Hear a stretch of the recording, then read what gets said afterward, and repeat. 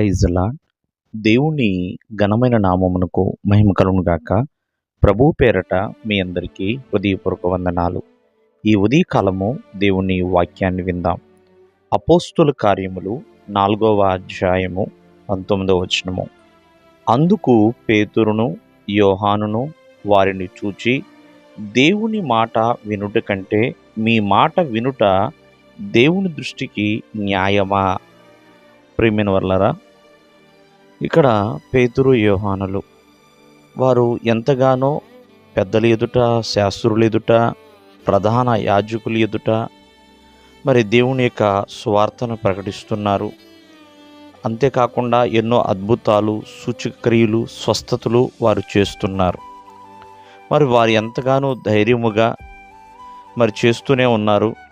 కానీ అలాగే ఆనాటి శాస్త్రులు, పెద్దలు వారందరూ కూడా మీరు ఏమాత్రం కూడా ఇటువంటివి చేయటానికి వీలు లేదు, మాట్లాడకూడదు అంటూ వీరిని భయపెడుతూ బెదిరిస్తూనే ఉన్నారు. అయినా పేతురు యోహానులు అంటున్నారు, దేవుని మాట వినుట కంటే మీ మాట వినుట దేవుని దృష్టికి న్యాయమా? మీరే చెప్పండి అంటూ ప్రియమైన వర్లారా వారిని అడుగుతున్నారు. చూడండి, ఈ ఉదయకాలం మందు మనము దేవుని మాట వినగలుగుతున్నామా?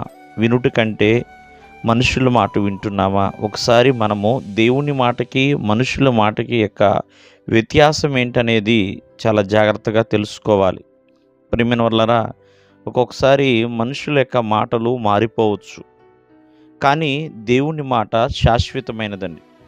ఎందుకంటే ఆయన మాట తప్పేవాడు కాదు. ఆయన వాగ్దానము ఏ రోజు కూడా తప్పిపోదు. ఆయన మాట ఖచ్చితంగా నిలబడుతుందండి. అందుకనే దేవుని మాట ఎన్ని బలులు అర్పించుట కంటే దేవుని మాట వినుట శ్రేష్టము అని బైబిల్ గ్రంథం సెలవిస్తుంది. కావున అది దేవుని దృష్టికి న్యాయమే, దేవుని మాట వినుట. కావున ఒకవేళ మనుషుల మాటని పెడచో పెడుతున్నారేమో, కానీ ఏమి వినాలి, ఏమి వినకూడదు అనేది కూడా క్షుణ్ణంగా తెలుసుకొని ప్రభువు యొక్క మాట వినేవారిగా మనం ఎల్లప్పుడూ జీవించాలి.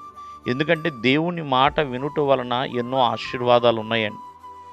ఆనాడు జాలరులు నీ మాట చొప్పున ఒకసారి వల వేస్తామని చెప్పి వేసినప్పుడు విస్తారమైన చేపలు వారు చూడడానికి దేవుడు అవకాశం ఇచ్చాడు. రాత్రంతా ప్రయాసపడ్డారు, కానీ ఏమాత్రము కూడా వారికి ఒక చేప కూడా పడలేదు. కానీ ప్రభువు మాట చొప్పున వల విసిరినప్పుడు వారికి విస్తారమైన చేపలు పడి ఉన్నాయి.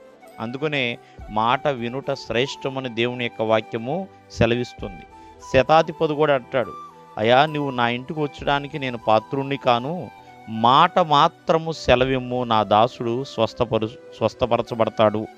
అంటే దేవుని మాటకి అంత శక్తి ఉన్నది. కావున ప్రతి ఒక్కరు కూడా దేవుని మాట వినుట న్యాయమే. ఎందుకంటే అది ఆశీర్వాదకరమైనది కాబట్టి.